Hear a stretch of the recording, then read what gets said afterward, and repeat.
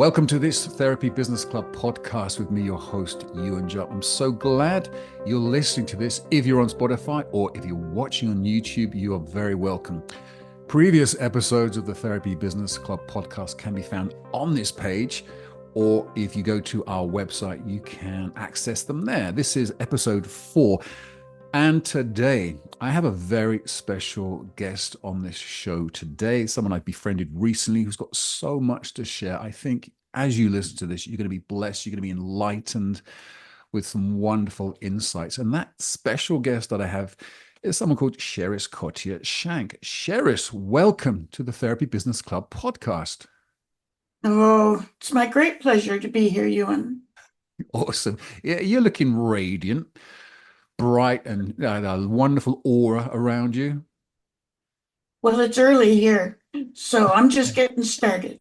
Well, it's working, whatever it is. That's wonderful. So, welcome, Sherris. And Therapy Business Club is all about helping therapists, whether they're hypnotherapists, they may be coaches, or they may be practitioners of Reiki, Chiro, whatever.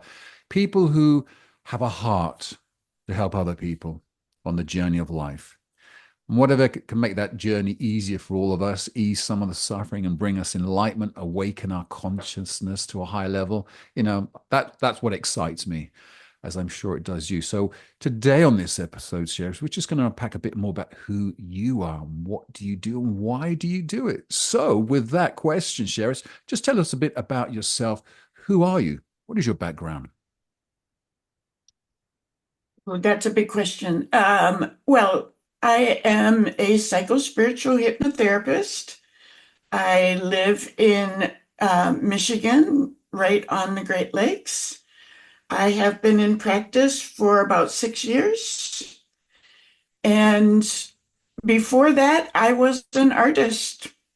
I was carving gemstones, and I ran into some medical issues that sidelined me for a while, and I was led to hypnotherapy. And I'm so glad I was. This was the job I was meant to do. I was led. I think others say that as well. They think they stumble into it, but maybe it's something providential has brought them into it. You agree? Absolutely. I didn't even know hypnotherapy existed. Mm. Didn't know anything about it, but while I was down with my medical issues, all I could do was read or sleep. That was all I could do. And one day I was cruising along the internet and I stumbled on an article in Psychology Today on hypnosis. And you know that feeling when you just see something and your whole body goes, oh, pay attention to this. Well, that was the feeling that I had because I immediately recognized that if I had had hypnosis in the hospital, my journey would have been much easier. Sure. And one thing led to another, and I found the school very close to me, and here I am. We're glad for that as well. I think you said in your book, which we will touch on soon, I think to quote you, Sherry, you said, "Where have you been all my life?" In reference. Absolutely. Yeah, Absolutely. I mean, when I discovered that you could actually talk to your subconscious mind, where everything lives that's causing you issues, to me, it was the Holy Grail. mm, I mean, I have struggled my whole life with depression. I had numerous other issues that were holding me back. And this just seemed like what I had looked for my whole life. yeah. I think others have said it that way as well. They've either had therapy or perhaps they've been coaches or sort of more talking therapists. You're sort of trying to persuade people on a conscious level that they need to change and they need to do this, but people are just resistant. But for like you, when I discovered hypnotherapy as a recipient of therapy to get free from smoking, for example, and other life changes, I was blown away. I thought, this is it. You said the Holy Grail. That's exactly what it felt like. I discovered some elixir that was life changing. Exactly. Mm, wonderful. Exactly. I mean, I had done talk therapy, I had done spiritual coaching, I had read every book, every article. I had listened to every seminar on the brain and psychology. I have searched. I Mm, searched hard my whole life. And that's why I said I was led to hypnotherapy because it just was suddenly there in front of me and it had all these answers. And I couldn't, every time I learned something, I just wanted to know more.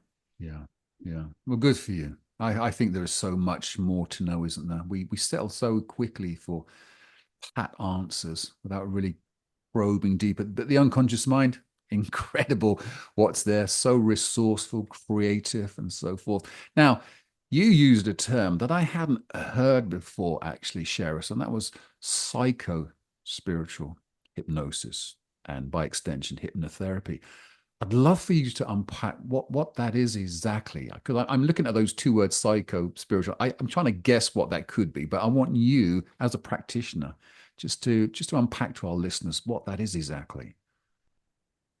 Well, I used to call myself a clinical hypnotherapist to distinguish myself from a stage hypnotist because most people first interact with hypnosis with a stage act. Hmm.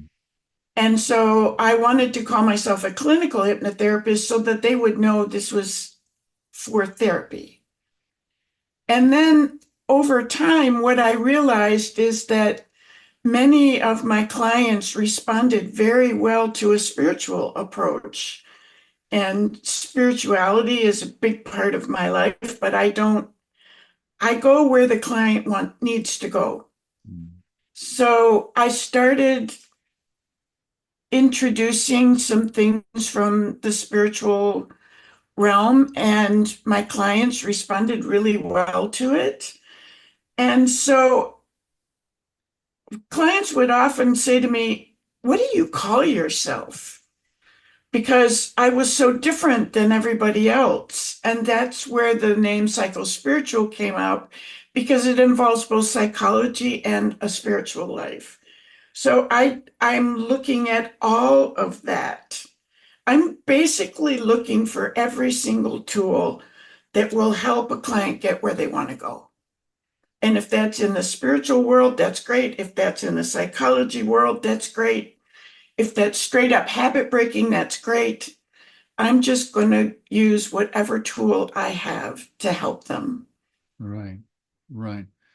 So it's not something necessarily that people are asking for specifically, but you somehow discern that that could be an extra level to go to help people. It's a way of letting people know that I embrace a spiritual life Okay. um, up front. And because it was for a very long time, I would say to somebody, so, well, I used to say to somebody, do you have a spiritual life? And then they'd start talking about religion. And I'd say, I'm not actually interested in religion. What I'm interested in is whether or not you can personally commune with a power greater than yourself. And how do you describe that? And what does that feel like for you? And then whatever they tell me, then we use their viewpoint and their attitudes and their values to explore whatever the problem is that they're facing. Right. So mostly the word just lets people know that, yes, I deal with psychology and I also deal with a spiritual life if that is appropriate to you. Hmm. Wonderful. Do you do a lot of parts work, ego states? Is that where you sort of this stuff comes into it? I do a lot of parts work, and when I don't do anything without asking permission, Hmm. I don't force anything on anyone. I always tell them they are in control, which is true. And during parts work, if I know they have a spiritual life, I will often introduce them to their spiritual warrior or their higher self. And these two parts are often ignored by traditional therapy. And I think they are of huge value.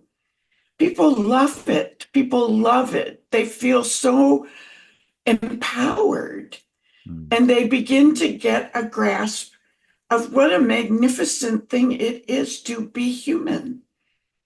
You know, we live in these bodies, we're a spirit living in a body, and we have all of these capacities that we can draw on. It helps feel less alone mm. if you can draw on things like that. Yeah, that's a wonderful analogy. A lot of people just don't realize the, I don't want to be so generalistic, but that all that we need is within us. There's so much on tap that we Yes, we can access, isn't there, Sherris? But I suppose that's what's powerful about hypnotherapy is it accesses those states that right. consciously we're either resistant to or we're simply not interested in. So that's a very powerful approach. Yeah. Have a higher And self, highest wisdom. people often tell me I've done more in 3 months than I did in 3 years of therapy. Yeah, And said, well, that's just because we can go right to the problem. We yeah, don't have to talk around it. We can go to it. yeah. I love that, and that's when that's that eureka moment, isn't it? Where have you been all my life? And it's Yes. Yeah, not that exactly. yeah, not that hypnotherapy is the bandage that does everything, but man, it does a lot. It reaches It parts. does. Yeah. And it's all about how willing the client is. Mm, yeah. You know, clients come in, some are very open. Mm, You got something, I'm here for it. And other clients are much more guarded. They've been vigilant all their life, guarding themselves, and they don't let that down overnight. true. So I, as they say in the NLP world, I try to enter the map of the client's world and Good. work within that. I love that. Yeah. Okay. Let's just develop this a bit. Mental health. Let's just move on to mental health now. We see a lot of issues in the world, don't we, Sherris, right now? And it's probably driving a lot of people into the arms of all sorts of therapists or in denial or whatever. Obviously, it's costing governments a lot of money now dealing with mental health issues. Is this something you're coming up with continually? And what are you sensing are the sources for such a crisis globally now? Well, there's a small question. Um, Give me your best answer. well, in the United States right now, um, the anxiety level is so high it feels like you're walking through clouds of it. It's just like you have to keep parting it and parting it and parting it. And some of that is political, some of it's cultural, some of it's weather related. We've been having many, many forest fires in the West. We've been having hurricanes in the South. We've been having tornadoes in the Midwest. So there's a lot of sources for anxiety. And I think what is happening is that the cultural and the political are aggravating problems that are already there. So if people were handling up to a certain point, all of the cultural pressure on top is just making them go over the edge. That's the way I see it. Because a lot of times people come in and they're like, I don't know what's wrong with me. I'm lost. I'm just so anxious I can't get through the day. I'm worried about everything. And that I think is partly just our culture, probably your culture in England.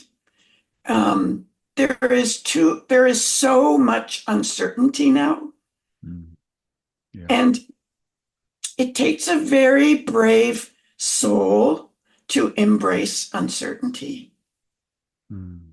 Most of us want to control things, and most of us are out of control right now. Very unstable, isn't it? Everything. It's very worrying, actually, what's going on in the world right now, without getting into the various conflicts that there are. But I also, people are presenting with all sorts of issues now that they never were 50 years ago.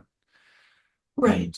And I suppose cynically, I suppose it's a good time to be a therapist, but it just shows you what we're up against. Are these, so what are the sort of things that you find predominantly in people coming to you, Sherris? Is it the same sorts of issues, or is it a whole range of things that you're trying to work through with people? It's pretty much a range of things, but the top complaint I would say is anxiety. Right. But once we dig in a little bit, there's usually a root cause. Well, what makes you anxious? Let's make a list. And then we get to the thing and that feeling you have, and you're like, oh, there it is. That's it right there. Let's talk about that one. Mm, This is the one that caused all the others.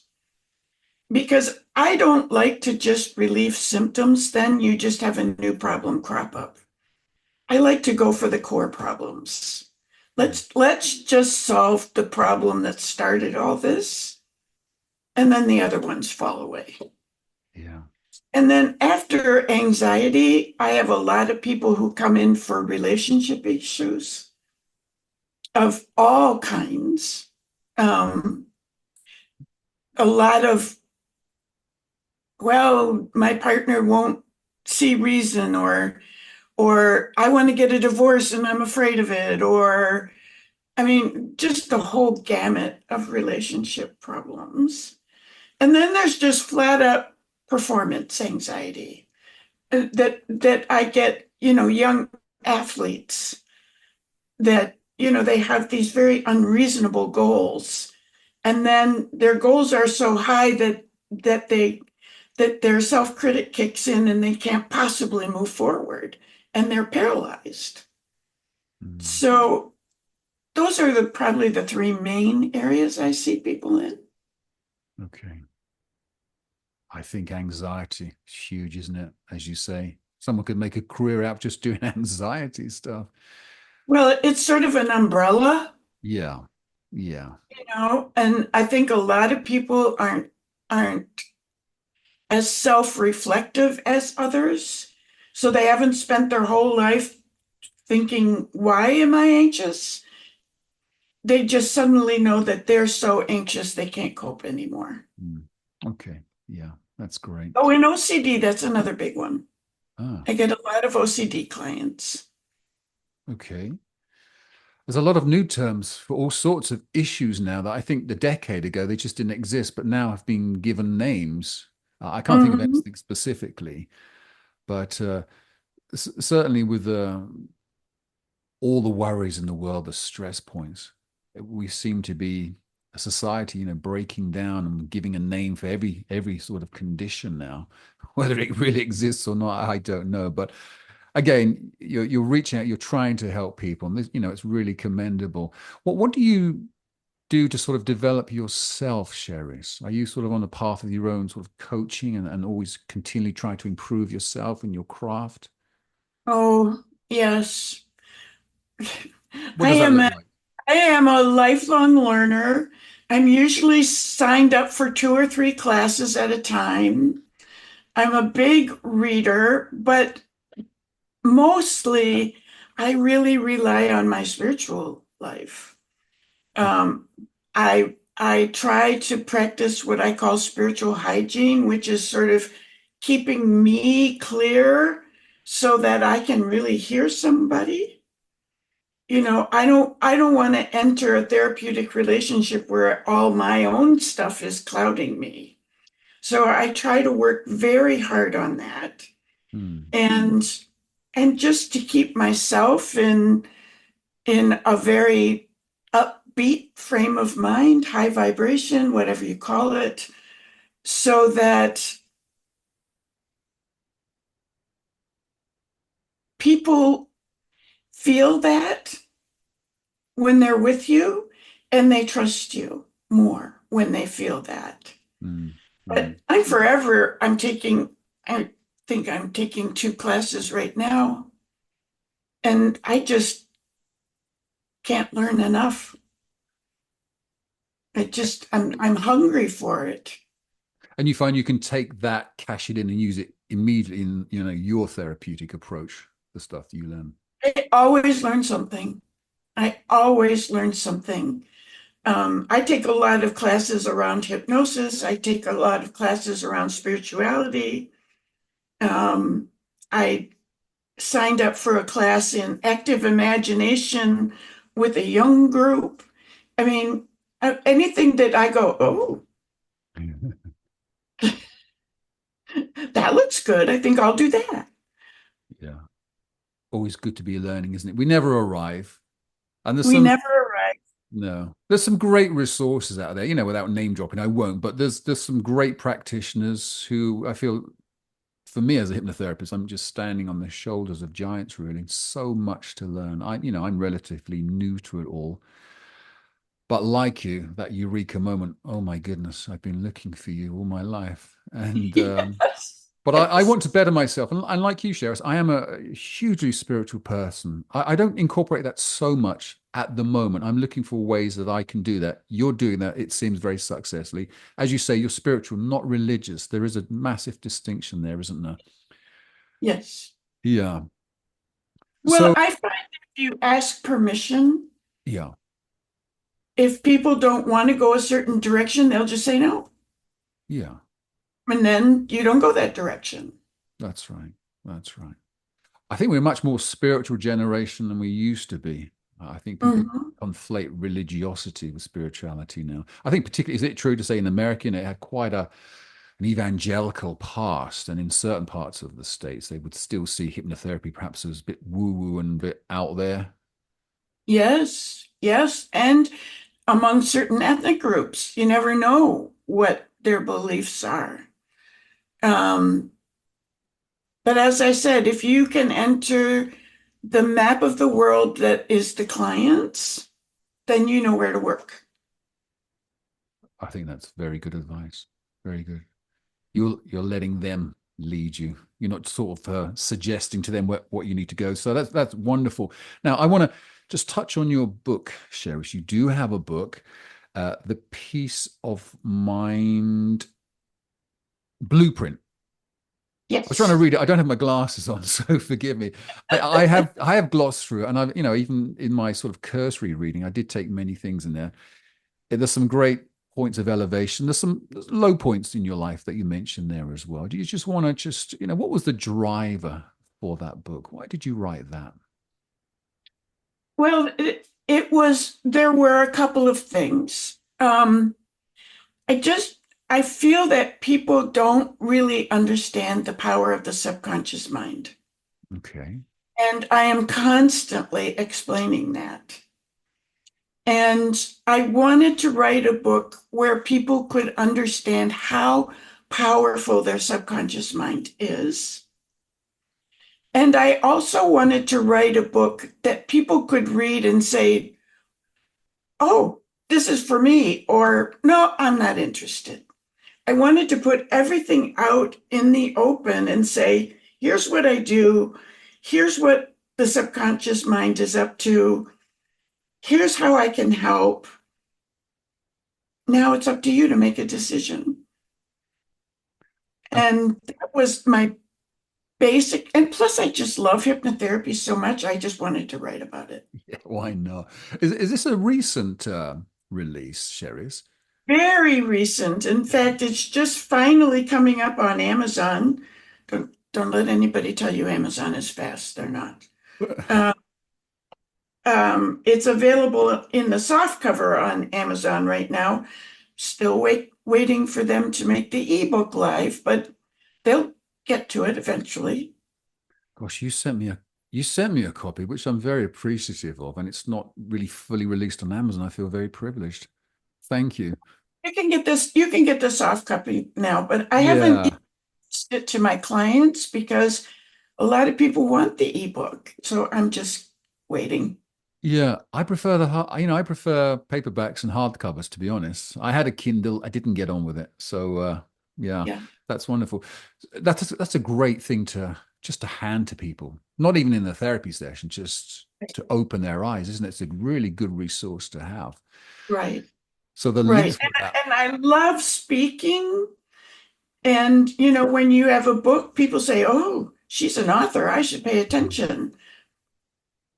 Okay, I have a book. Well, it's a big undertaking. You've got to really It think it is. through. And part of us kicks in and says, is anyone really going to read this? Does it really cut the grade? So I suppose all of those issues you have to work through. So good. We'll put the link for that book, Sherris, on the website, on the YouTube channel, wherever people are accessing this. That's really good. So I suppose that Thank came out of many years just formulating all sorts of things in your life, didn't it? You felt you had to distill some of that stuff into print. Oh, well, I tried to write a book several years ago. Mm, And I had a good coach, but my concept for the book was too big. And I eventually got to the point where I realized this is not a doable task. And I'd already written 20,000 words at that point. I mean, I'd really spent a lot of time on it. So I abandoned that book. And this time I did it differently. I didn't make my concept so big.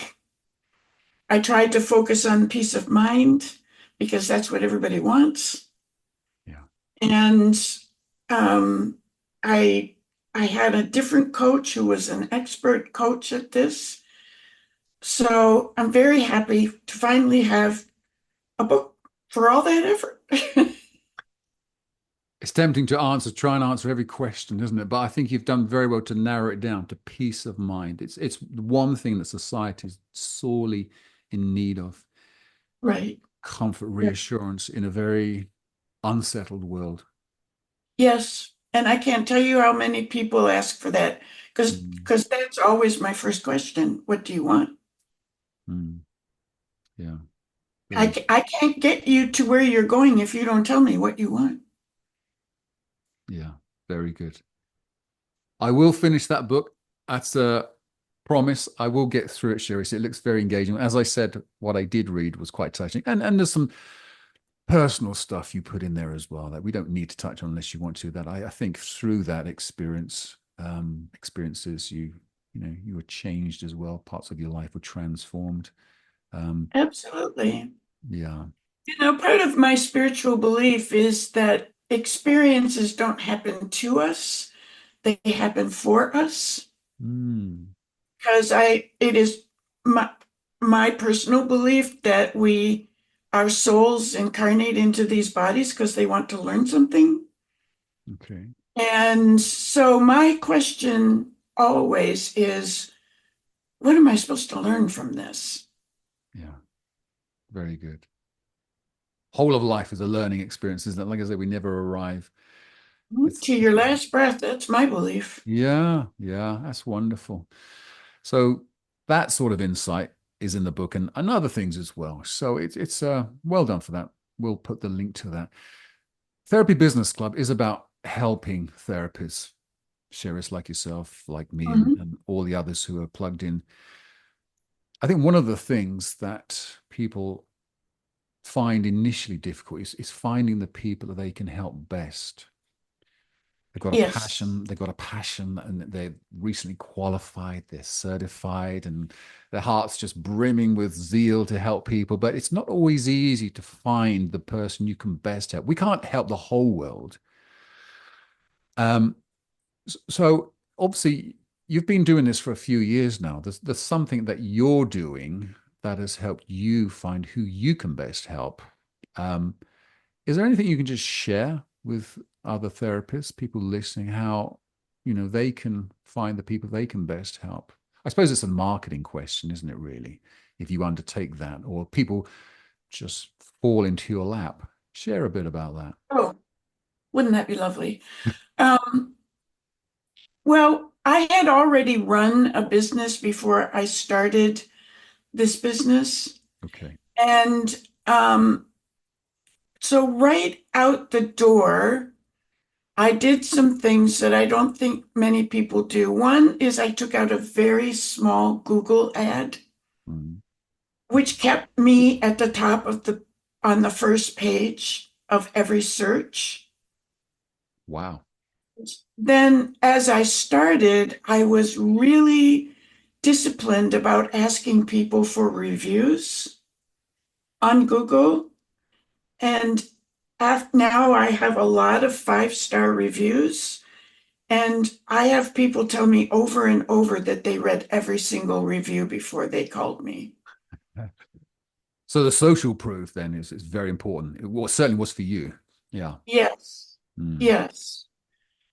And then, for me, it's that and referrals at this point. But that's also why I wrote the book, so that I could go out and speak, so I could talk on podcasts, so I could extend my reach, because a book is a good way of doing that.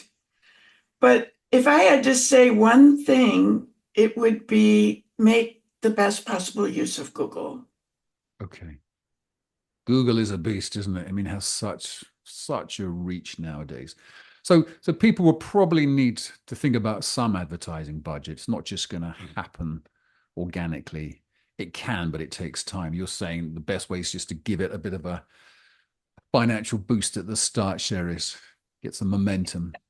That's what I did because I'm Hmm. your basic introverted soul, and I wasn't really good at going out and networking and talking about it all the time. Although I did find when I did talk about it, people were really interested in it. People are fascinated with hypnosis, but they're still a little bit leery of it. Hmm. They still want to be reassured that nothing bad's going to happen to them. I'm not going to make them quack like a duck. They're not going to get trapped in some dark space. There's a lot of myths about Hmm. hypnosis, and that's why I spent a whole chapter debunking the myths of Hmm. hypnosis in the book, because people have some very odd views of it. Yeah. I think as a therapy also, I think governments and medical institutes sort of sideline it as alternative, complementary, and therefore not to be trusted. It's not like the pharmaceuticals you know you can rely on for your solution. I think it suffers from that as well, which I disagree with.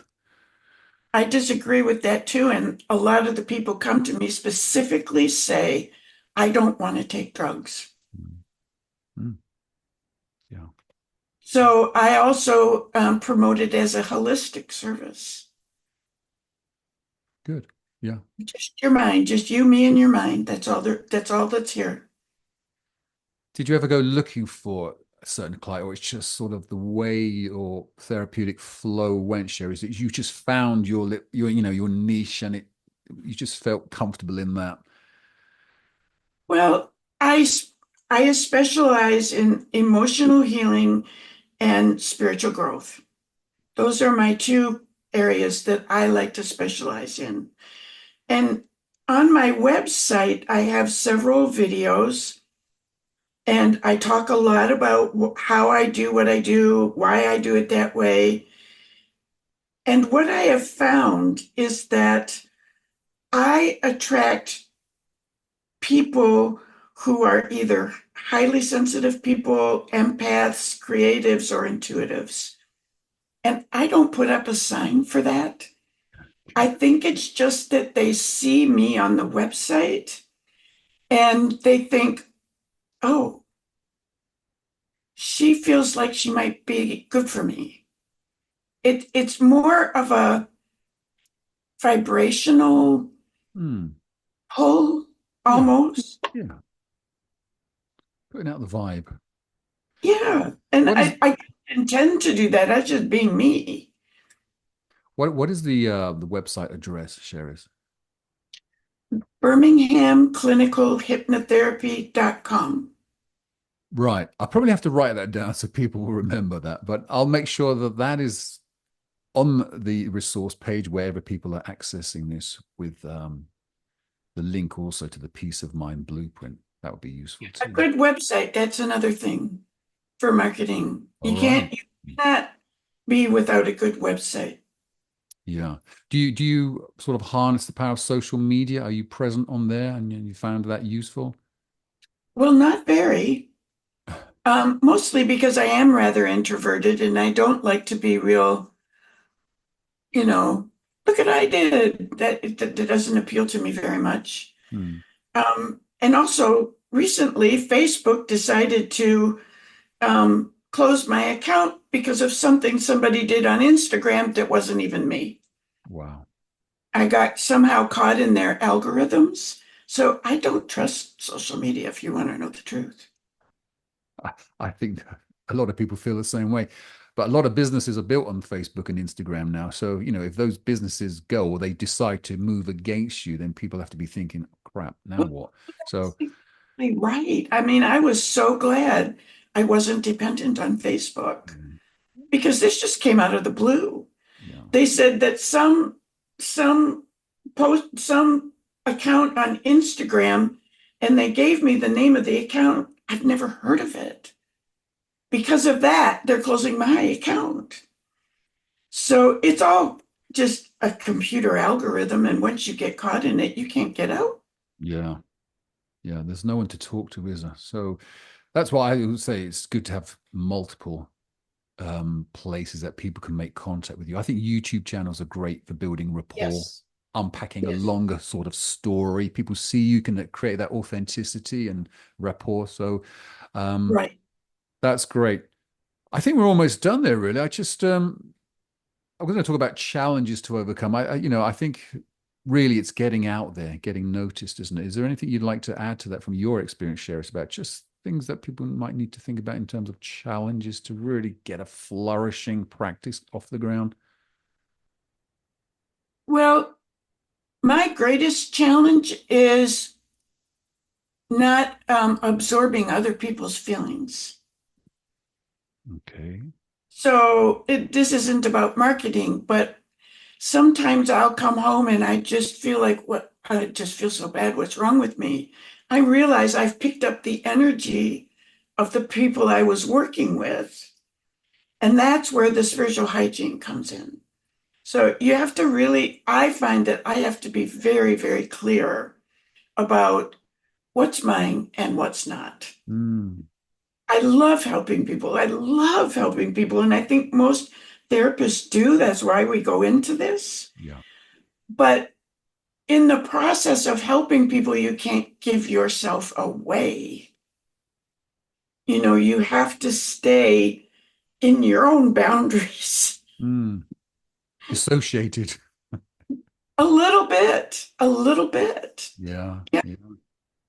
And in terms of marketing, I really haven't done much more. That well, whatever it is you're doing, it's working. You're connecting. It sounds like to me you were the right people that you want to work with, Yes, I Sherris. am. Yeah, well, that's wonderful. And I think what you just shared at the end there was just a gem.